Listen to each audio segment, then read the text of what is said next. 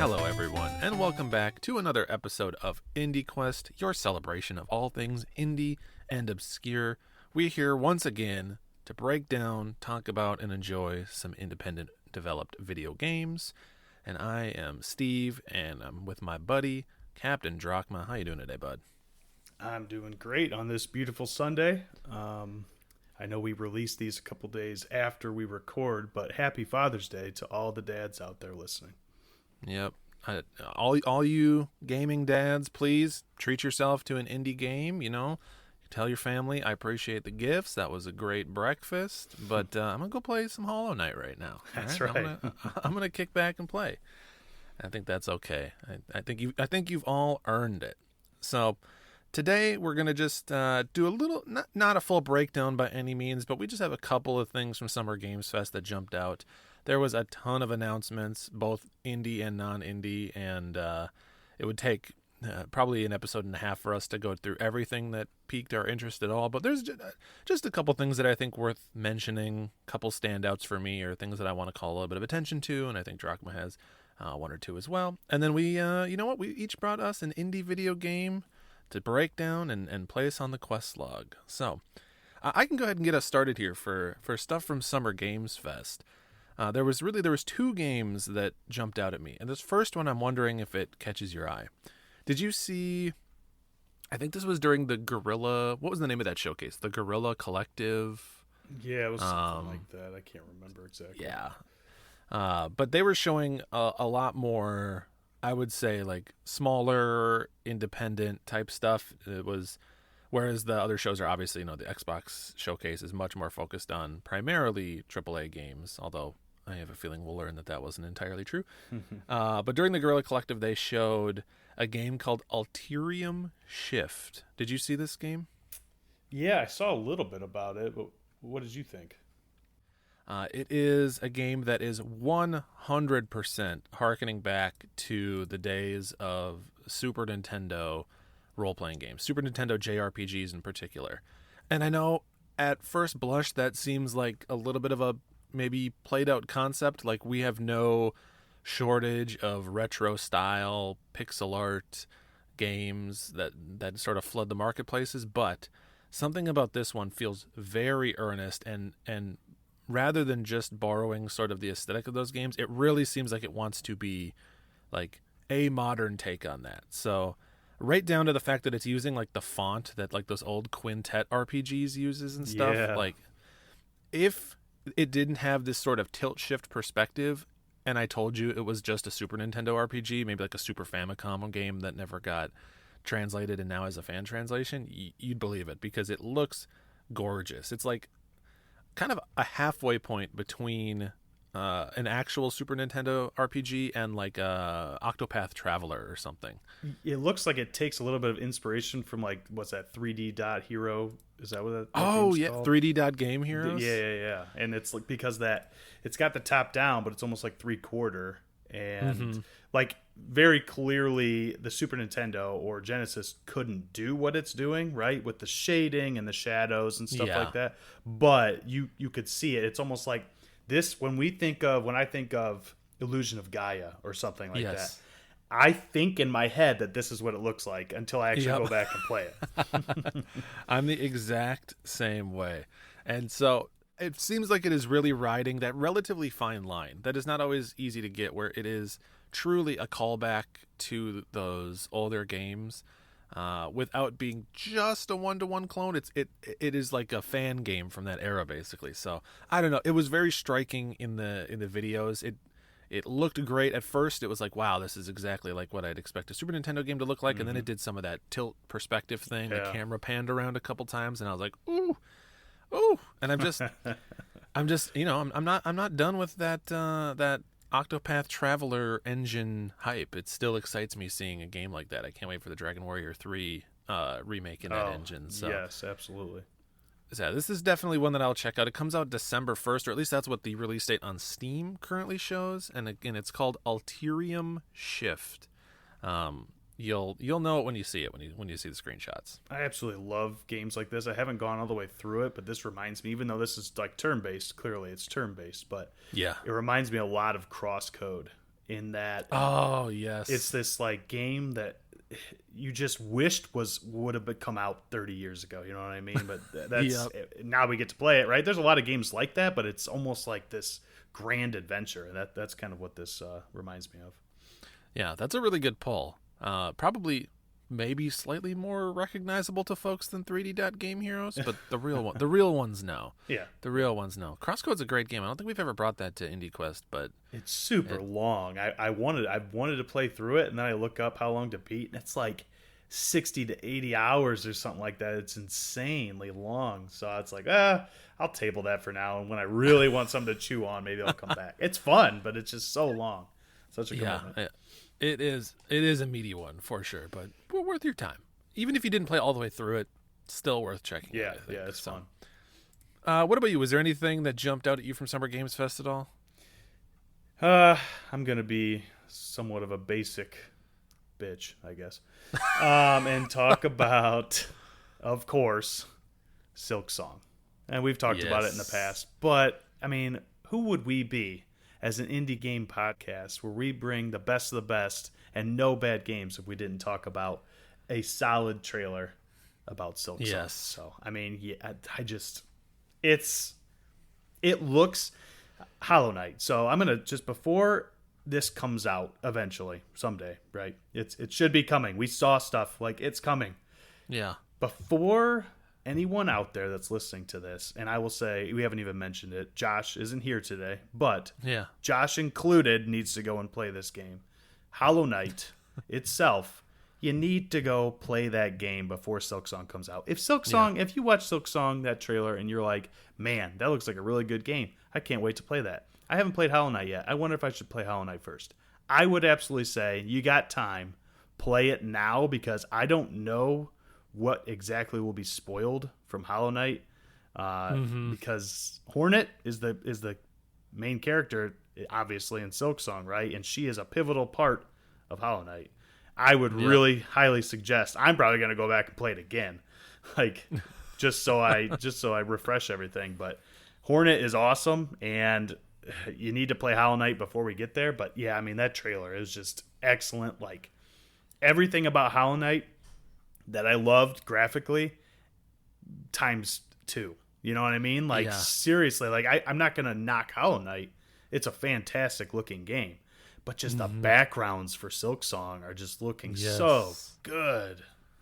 Yeah, it's the type of because they actually showed a decent amount of like gameplay footage, different mechanics and stuff. There was like, she's like bouncing off these little pods that are floating in the air and things like that. And it's one of those things where you look at it and you're like, oh yeah, that's just more Hollow Knight, which is exactly what you want. But then if you do the old pause, you do the old deep dive, the old inspection, you're like, oh, all right, they're busting out a new bag of tricks here. They're making this, again, kind of like Ulterium Shift. They're making Silk Song look like how in my mind Hollow Knight looked. Which is funny because Hollow Knight came out not that long ago, right? 4-5 years ago, something like that. But you can tell Team Cherry had more resources to make this game. Like, I mean, they are making, and they're taking their time with it. Like, I will never knock anybody for taking their time as long as they're using that time to benefit us, right? To benefit the game, I obviously want them to be successful. I want more of this. Like, they did a fantastic job,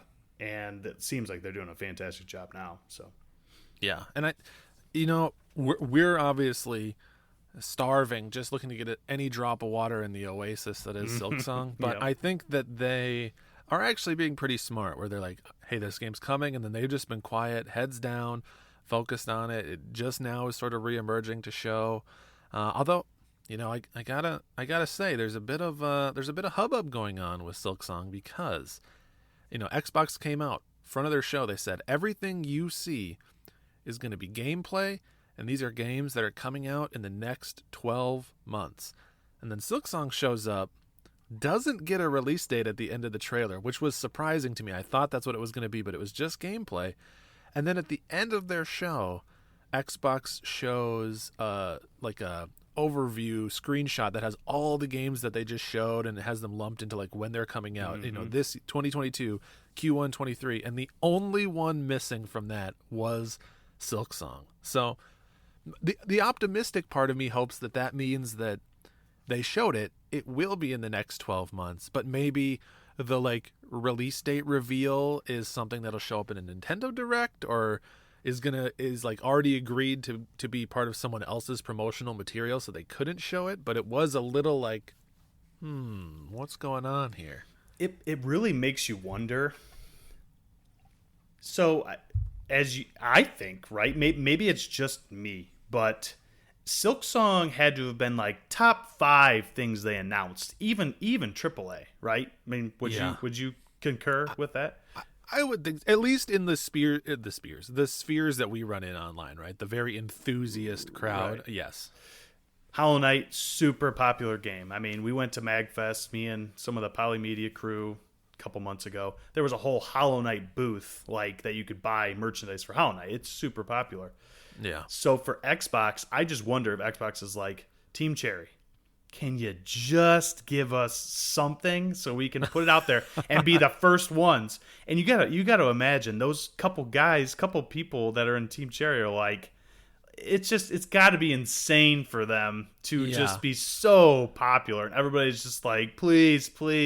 And just a few years ago, they were just normal dudes like us. You know what I mean? They can make games, but like, it's just wild. It's got to be wild for them. I know. I can't imagine. And you know, their game came out and they did the thing very intelligently. We're basically doing a Hollow Knight breakdown at this point, where they borrowed elements from the Souls-like genre and then applied it to their own thing very successfully. But then after that came out, Souls games have only gotten exponentially more popular, especially with Elden Ring now. They're like a fever pitch of popularity, more than they've ever been, and it's like a rising tide lifts all boats situation. Hollow Knight only becomes more popular the more people that get into that genre. So it's like they came out the gate strong, they built a lot of momentum, and it just like has not slowed down for 5 years. So they must be feeling the pressure. The wild thing about it is you get on Steam and there's like the Souls-like tag, right?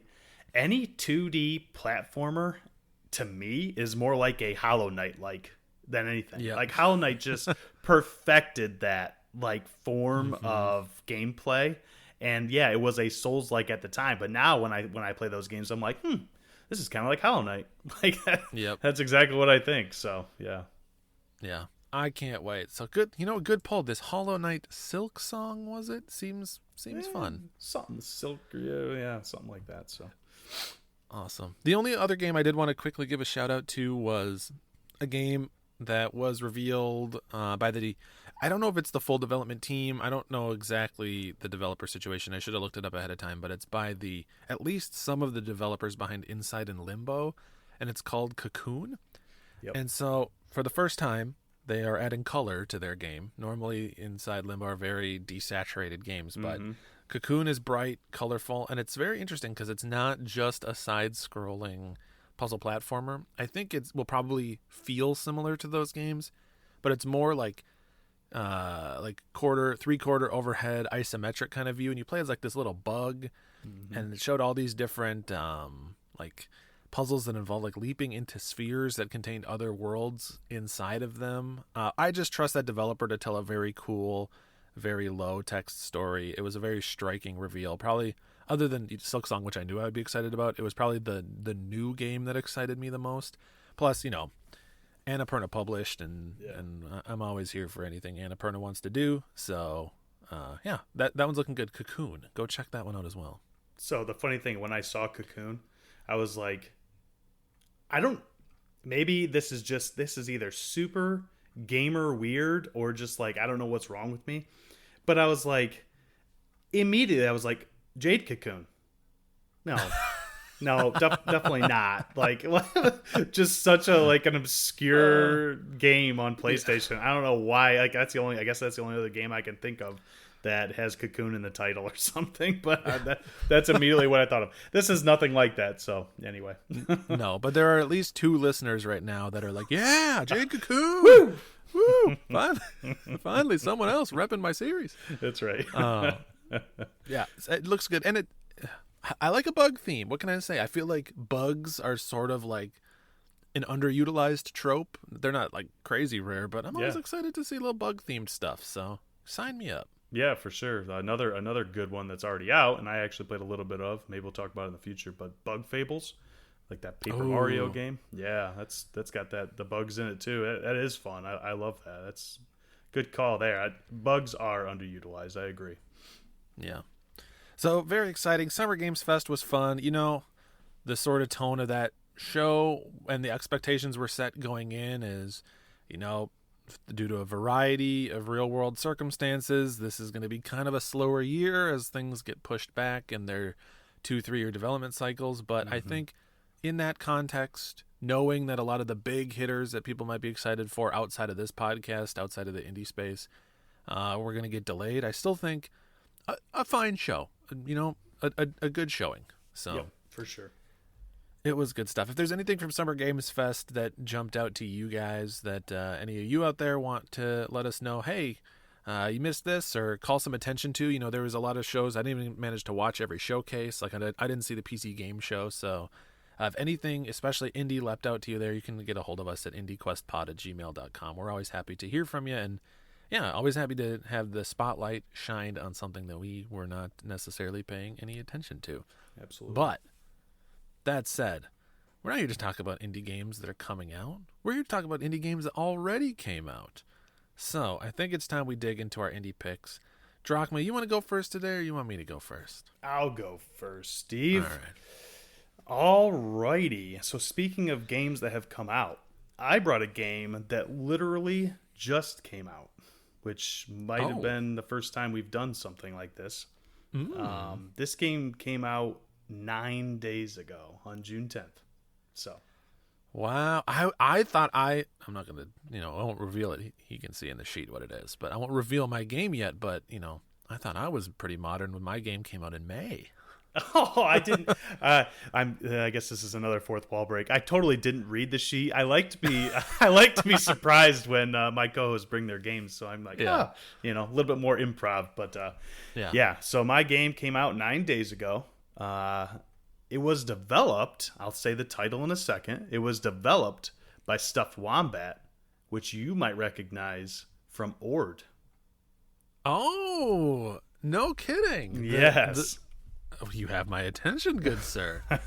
What's serendipity, right? What are the odds that we would bring Ord not long ago, and then here we are, a new game from them? Okay. I can't believe it. He was actually co-developed by Stuffed Wombat Inco and Nicholas Strom or Strom. I'm not entirely sure, but yeah. So the reason I played this game is I was scrolling through Twitter, and our new buddy, IDOS, Jamie Bateman, he always posts some stuff on his Twitter page about other indie developers just promoting their stuff. They, it's a cool community based on what I've seen. Like they all kind of friends with each other. Like so it's super cool. But he just shared it a few days ago, right? Like after it came out. So this game is called, I think, G-Baller. So it's Geballer. G-Baller. So, awesome. Yeah, so this game came out a little bit ago, like I said. It is $4 on Steam right now. So if anything I'm about to say sounds worthwhile to you, hop on that. It is a very cheap game relative to a lot of other stuff on there. It is a top-down, mouse-only bullet hell where you're basically dodging the bullets and going after it's basically a square, but everything's a little smoky, right? It's got that little smoky thing around it. Your character, I refer to the thing you're using, your cursor, basically. You just move your cursor as like a wisp. It looks like a wisp. And you're going after the square to try to basically grab it before the bullets get you. So, I don't know if you're looking at screenshots of this game right now. I am, yes. Does it remind you of anything? It reminds me, and I think this is where you're going, of the bonus levels from Archvale, which we just talked about. So we were literally just talking about, both on and off air, we were talking about the fact that we loved those bonus levels, that we thought that they were such a simple concept, so fun, and that there are other similar games that do, related things like Hyperdot and stuff, but nothing was like doing exactly that. And then boom, here we are, recommended by Jamie themselves. We have exactly that. Yeah, it's incredible. Like, yeah, we were just talking about it, and then I see this on screen. I'm like, oh, that's the crystal mini game from Archvale. Like, basically to a T, except for a little bit expanded. So that'll get me a little bit more into the gameplay here. Like I said, you're like a wisp, and you're going after a obvious thing that you're supposed to go touch, just like in those games in Archvale, right? It's like it's just like a square, but it's a different color than the bullets that are around you, so you know that that's the point, right? You learn very quickly, oh, I gotta go grab that thing. Yeah, you're just dodging out of the way of the bullets, grabbing that thing over and over and over again. The way you know that you're progressing is there's like a border around the arena, or whatever you want to call it, that fills up slowly with color. And whatever color the bullets are is usually what color the thing that fills up on the outside is. Yeah. So as you're playing, you fill it up more and more and more. And as soon as you actually get it to be completely full, you go on to the next stage. And then you do it again, right?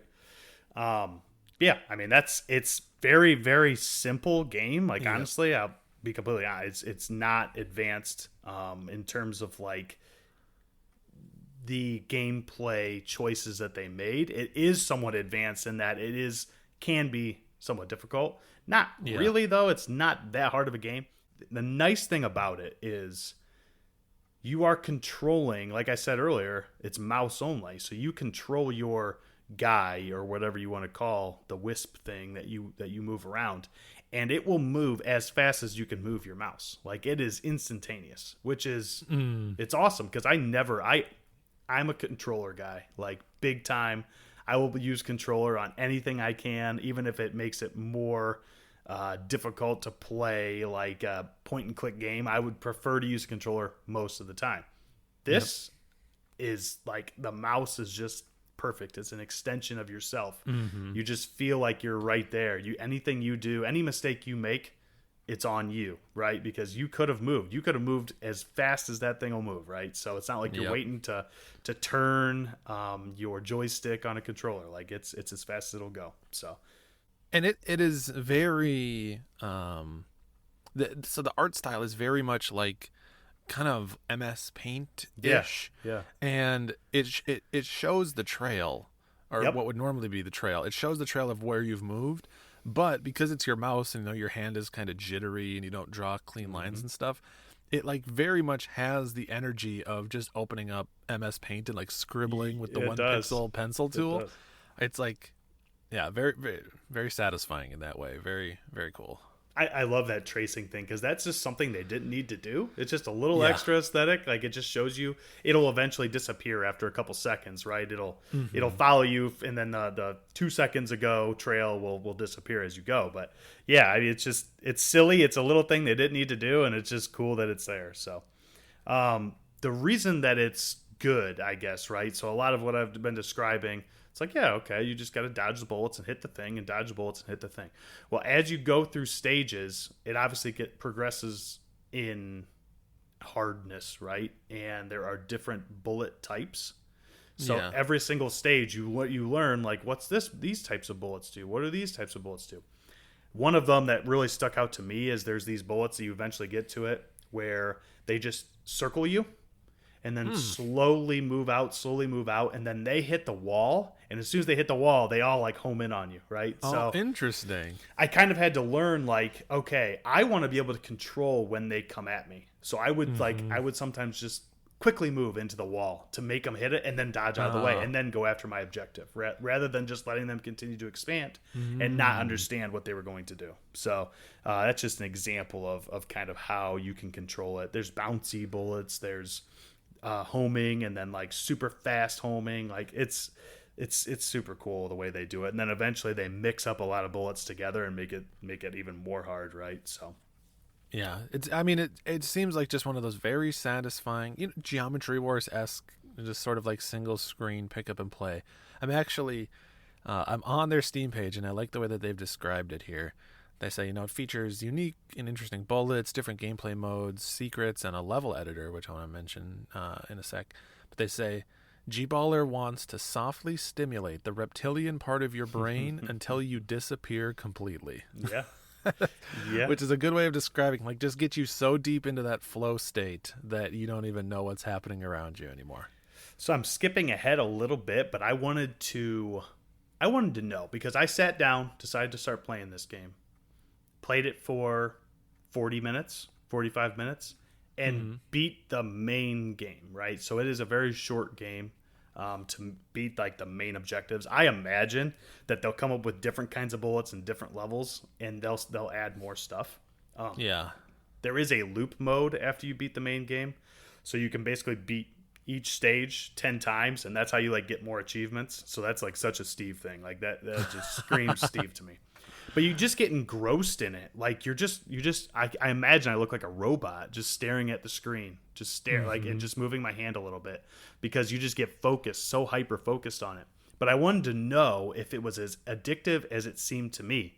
So I had my wife sit down and play it, and she does not play games. She's very often. She likes Super Mario World, which is a little callback to one of your last streams. But Yep. she likes like games from her childhood and stuff like that. She'll pick up and play some of that kind of stuff. But when it comes to using a mouse, like it's even more foreign to her than it is to me to play a game, right? So I had her sit down and play it, and she's just same thing. I was just stood there and watched her for 15 minutes, and I'm like, okay. I'm like, you don't have to keep playing. She's like, no, I want to.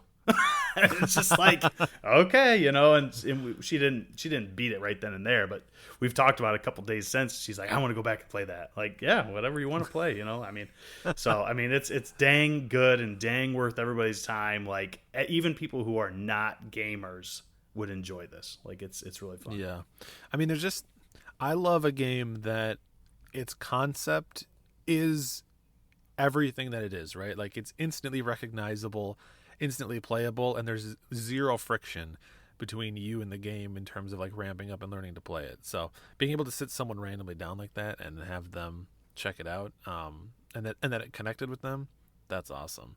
Did you happen to mess with the level editor, or were there any like community levels that you could download or anything like that? So I imagine eventually they probably will put like a community download thing like you were talking about, like have people make their own levels and put them in.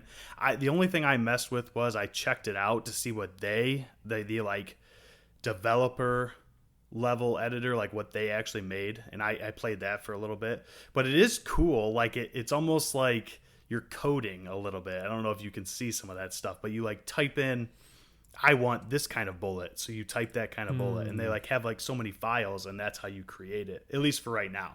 So you just like create the file and then see what happens, type of thing. I haven't done it yet. I have gone through a few loops and just like did that for a while, and did a couple, got to 10 because that's what you need to do to get to unlock an extra level of that looping level. So I did that 10 times for a couple of them to see the new level. But yeah, I mean, in general, the game is super addictive, super fun. I haven't mentioned the soundtrack yet because there isn't really much of one. It's basically one song. It doesn't ever change for every single loop. It's a very long song, so it's not like it's looping like 20 seconds and then just loops back around. It is super long and varied, but it is all the same song. It's kind of, it reminded me of like going to a rave or something like that. Lights all around, like that kind of bumping song, except for much more slowed down. And in that way, it is very relaxing and like keeps you, the music does its job well, keeps you engaged in what's going on screen. So I will say that like it's pretty good. It's a good tune, and it works well with the gameplay. Awesome. Well, I mean, hey, as long as that one song is doing it for you, it seems like something that you'd pick up and play and sort of fall into that flow state, and that would sort of just become like, pulsing in the back of your head, part of that flow state. So yeah, it's good background music. Yeah. Yep. As long as it matches, that's cool. And yeah, very, as much as it can be, just very bright, simple colors that seem very satisfying. The developer seems to have a really good sense of humor too. As I'm reading through their Steam page, yep, they're like listing cool things about the game. They're saying get lost in the loop mode. Use the level editor, and then it says there's a bullet point that says use the level editor to hack the game and get all the achievements faster, and then that is striked out, and it says no, play fair. So they're having fun with it. I like that a lot. That's very cool. For sure. So where we feeling? Where are we feeling on this one? We are all of a sudden at a crossroads, my friend, and staring at either main or side. So I always write down my thoughts, right? And I usually put main quest or side quest in capital letters or exclamation points just to be like, I love this. So immediately under main quest or side quest on my sheet, I have a big question mark because I was honestly coming here. And I actually talked to my wife about it a little bit. Like, I don't know what to give this game. So here are my general overall thoughts. It is a very good, very addictive, anyone can play type of game. The negatives that kind of go along with that is it's super short, and a lot of times the way I think about it is it's a pretty cheap game. It's only $4, but it's still $4 for 40-ish minutes of main gameplay. If you play the loop, you'll get like hours probably. Like a lot of time can be put into that loop mode, and it's very like, what else am I going to play right now? I have 15 minutes before I have to do something else, to go to a family event. Let's just jump into G-Baller and play some loop mode, and that's great for that. Yeah, it's super simple. I think that I'm going to give it a main quest purely because I think there is a significant amount of replay value because of the level editing and the looping, and you can always jump back in. And every time you jump back in, I don't care if it's been a year since you played it, you'll get it within 2 minutes of what's going on, right? So I think it's worth. It's right on the cusp because of the detractions, because it's a pretty short main experience, not a lot of music, really basic, but because of its addictive qualities, I think that I would give it a main quest. Yeah, and not every game needs to be someone's forever game, right? There's value to a game that comes in strong out of the gate, gives you a couple hours of entertainment, and then is always there for you when you want to just go pick it up and play it for 10, 15 minutes to mess around. I mean, one of the most popular games in the world is Minesweeper, and that's not a particularly dense or involved game. Oh, so. this you saying that is perfect, because this game reminds me of something that comes pre-installed on your Windows 98. Like it really does, man. Like it just reminds me of something like that. It's just a great time waster. Like you'll get sucked in, and it's fun for however long you play it. So it's super good. Very cool. Well, it definitely went on to my wish list. And it sounds like it went on to the main quest. That was either G-Baller or G-Baller. Yeah, I know. Something like that. Not entirely sure. I looked up. I actually just wanted to learn. I never try to watch reviews before I do my talking on IndieQuest and talk about a game, because I don't want to have my thoughts influenced by somebody else. But I was trying to find a review of it just to learn how to pronounce the title of the game. And I couldn't find any because it's brand new, and I think it's fairly unknown, right? So maybe there's something on YouTube now, but I haven't looked in a couple of days. But it is, G-Baller or G-Baller, like my lovely co-host said. Yeah, heck yeah. Here's a couple of the Steam reviews for you, just so you can get a sense. Yeah, G-Baller is not a bullet hell. G-Baller is a bullet heaven. G-Baller is G-Brilliant. Yeah. Yeah, so people seem to like. Someone actually compared it to Super Hexagon, which is a really good comparison if anyone's ever played Super Hexagon. Same vibe, same type of pick up and play game. So very cool. I love coming to the show and learning about a new game. I feel like a lot of times, we bring stuff that are other folks have probably played on the pod, but every now and again, someone brings something completely out of left field, and you just have to say, "Hey, thanks, Drachma. I appreciate that." You're welcome, buddy. You're welcome, audience.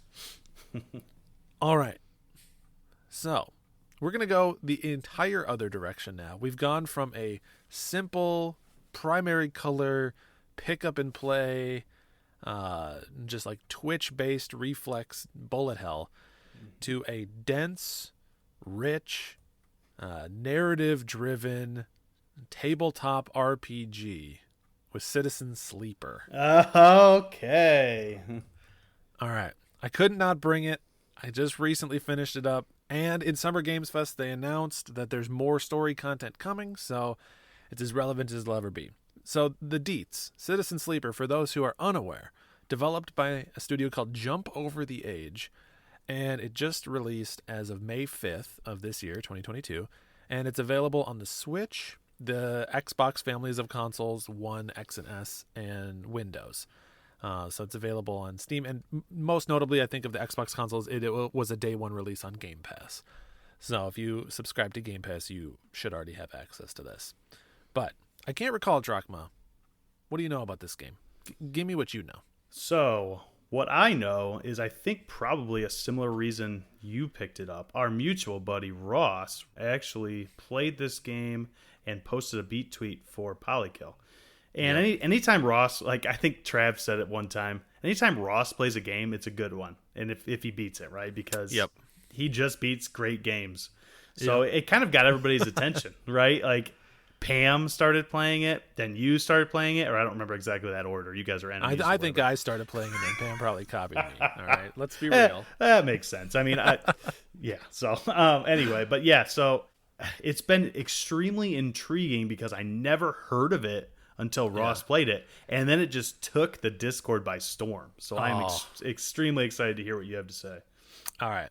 So this is a phenomenal game.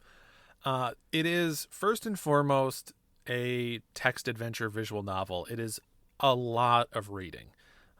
You do click around and you navigate menus and stuff, but there's no there's no reaction-based mechanics. There's no action sequences. It is all reading. Where the decision making and the gameplay comes in is it's borrowing actions and dialogue, basically circumstances from tabletop RPGs. And so where in a tabletop RPG, you'd go up, you'd go to fight someone, and then you'd do your combat roll and you'd see what dice roll you get. Mm-hmm. They've taken that idea and they've put a really interesting twist on it. So rather than when you get to those circumstances, the game doing a roll to check what your outcome is going to be, at the start of every day, because there's sort of a day cycle on this, the game rolls up to 5 dice for you. So they say, hey, at the start of this day, you have a 1, 2 3s, a 5, and a 6. And then when you go to these different decisions, when you go to talk to people or take different actions, you can slot those dice in to see what your outcome will be. So there are 3 types of actions. There's normal, or what they call safe actions. There's risky, and then there's dangerous or critical, something like that.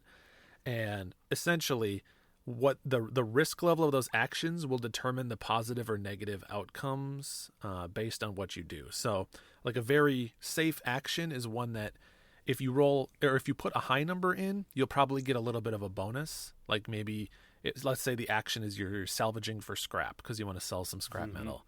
If you put a 6 in there, you'll probably get 2 pieces of scrap and you'll come out all the better. But if you put a 1 in there, and so the percentage you don't get very high, then you just get 1 piece of scrap. You're fine. You're safe. But then there are other actions later on that are maybe someone has their gun pointed at you and the action is to dodge out of the way. You put a 6 in there, you have a pretty good chance of dodging it. You put a 1 in there, you're essentially guaranteeing yourself that you're going to get shot. So it still has a little bit of the randomness, but you have more control over it. My question is, you roll so many dice a day, right? That's what you said. So many dice get rolled at the beginning. If you use your 6 or your 5 early on in the day do you know all the decisions you have to make all day long? I guess that's my first question. Yeah, and actually, I say that there's a day system, but the day system is entirely dependent on when and where you put your dice. So there's no actual clock that's ticking down. There's no real time.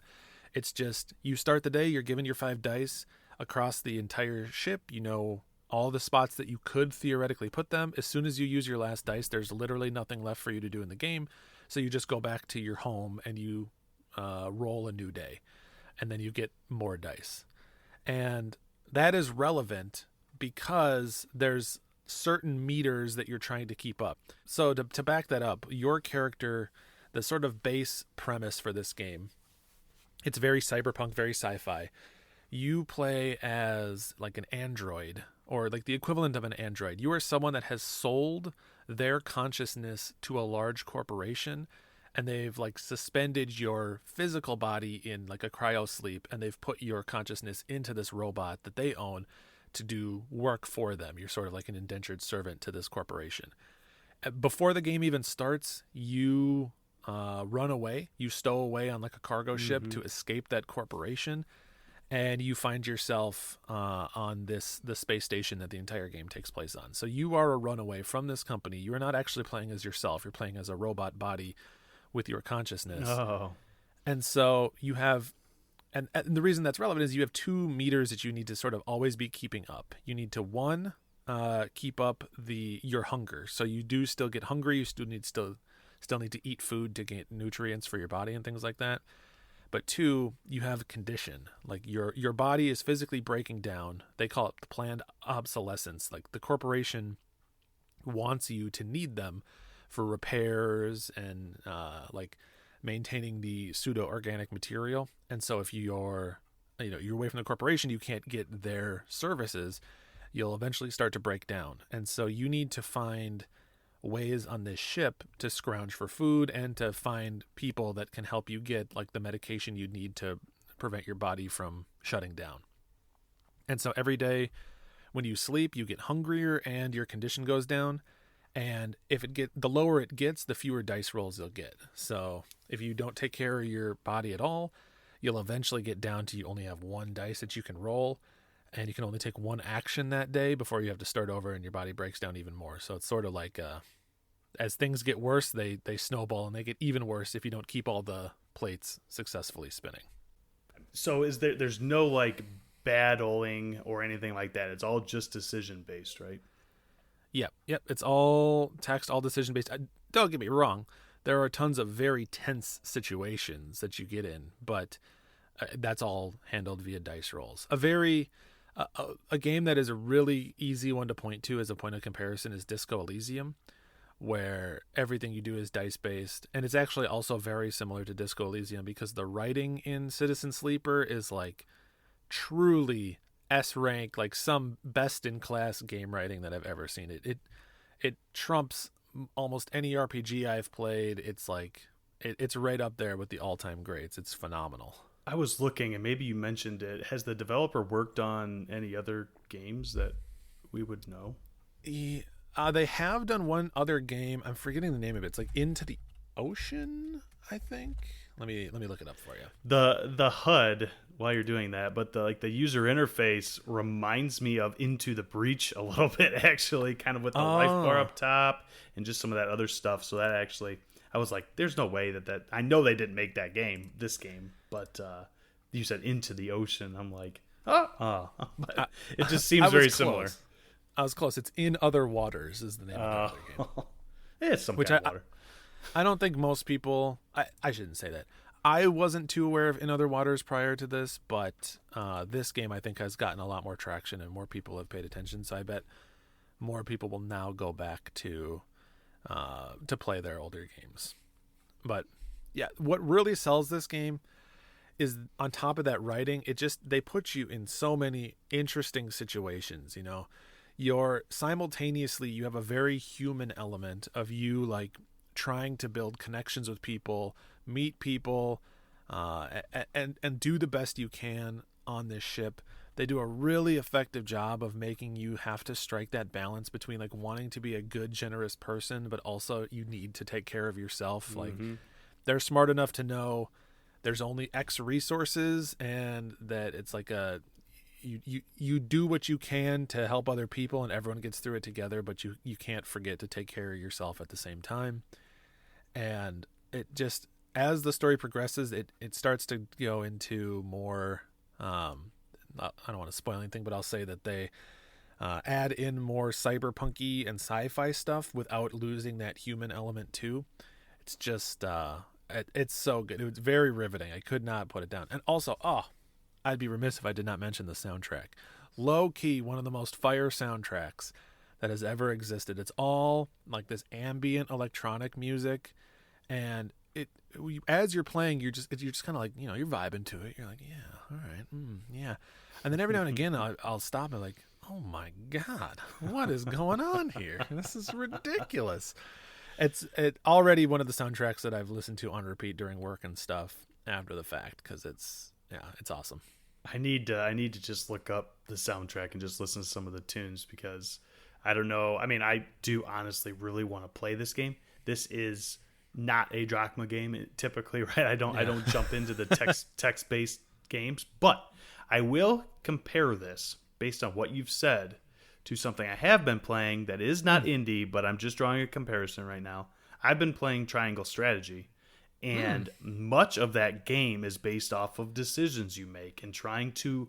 A lot of times it's like there is a wrong answer and there is a wrong answer, and you got to try to like pick between those. And that's really what it's reminding me of. You talking about is like, yeah, you have these decisions and you have to do what's great for you and what's great for everybody else, and you just got to. And that's exactly what Triangle Strategy is, right? So, and that's very text heavy too. So honestly, I'm just like, man, I need to jump into this game because I love that game, and if this game is anything like that with the decision trees and stuff, I just need it. So yeah, that sounds awesome. Yeah, it's so good. And one thing I really love about sort of the core, the mission statement of Citizen Sleeper is it puts you in those tough decision points. Like it makes you make those hard decisions, but it's not like a Heavy Rain or even like a Disco Elysium where in Disco Elysium it was kind of like a lot of times it didn't feel like there was no right answer. Your characters are sort of under the weight of the systems that people were operating within, and it was just kind of like struggling to do what you could. Citizen Sleeper does have more of an undercurrent of like hope, of optimism. It's not one of those things where you're gonna make a decision and you're stressed out, and a character is like gonna whatever, they're not gonna like die or anything like that. In most cases, it's more like it wants to teach you, I think, how to be a good person while not forgetting to take care of yourself, which I think is a pretty heartening message. And as an optimist, I like to see it. I don't always want to just be stressed about every decision I make, or stressed about the outcome of a decision that I make. So here's after that discussion and how obviously there's a lot of decisions. I'm glad that it's a more of an uplifting decision tree than some of the other games we get into. Yeah. Right? And especially when you learn later, and that's kind of what my question is leading to. But you learn sometimes that, oh, I should have made that decision. That made no sense at all. Like, why would I want to do that? Right? So that leads me to this question. Are there multiple endings that you know of? Or is it you get to the same thing? Yes. So I think this game actually handles endings better than almost any game I've played, where there's like 8 different endings that you can get that are just entirely based on the decisions that you want to make. And I won't go into what they are, but like, your whole goal is figuring out how to survive on your own, separate from the corporation, on this space station that you are playing on or otherwise. And so you could probably in your head already just sort of imagine a couple of scenarios that you might be able to do in a story like that. But depending on your decision making, and what quests you choose and what people you build a relationship with, you'll eventually reach sort of a logical endpoint of that quest line. And the game will very clearly articulate this is sort of like a permanent decision. Like if you do this, there's really no going back. Yeah. But if you choose no, you just go back to the space station and you just keep going about your day. Like it's not a final decision. So like one example I'd give is, you work with someone, maybe they'll say, hey, you know what? I'm leaving the space station. I'm going to go to this other colony. Do you want to come with? And you just say yes. And that's your ending, or you say no and you stay on the space station, you keep talking and keep meeting and working with the other people you've been working on. And actually, what's funny is if you do that with every possible track that you could go down, and you say no to everything, you get a separate ending that is just basically like you're indecisive and you're just going to kind of keep going. You're going to keep treading water on the space station because you don't really know what you want. So it's very much like there's no best ending. You're not working towards a true ending. It's just, how you play, who you connect with, what you value. You'll kind of decide at some point, this is what I feel like my character's arc would end at. And that is what it is. So since there are so many different decisions and different endings, it does make me wonder how long one playthrough of this game takes. And if you wanted to go for that, like, let's get all these endings, how long do you think that would take? surprisingly, one playthrough of the game isn't as long as you might think. It's like, I'd say about 15 hours or so to reach a logical ending. You could probably do that much faster or much slower depending on what paths you go down. Because a lot of times, I was kind of like dividing my resources up amongst multiple different paths. Like I was like, I'll spend a little bit of time with this person, I'll spend a little bit of time working on this, etc. And there are other things that you're sort of trying to avoid. Like there's very frequently, like very early on, there's a bounty hunter from the corporation that is coming to get you, and you can see a counter in the game like in 5 days or in 5 cycles they're going to show up.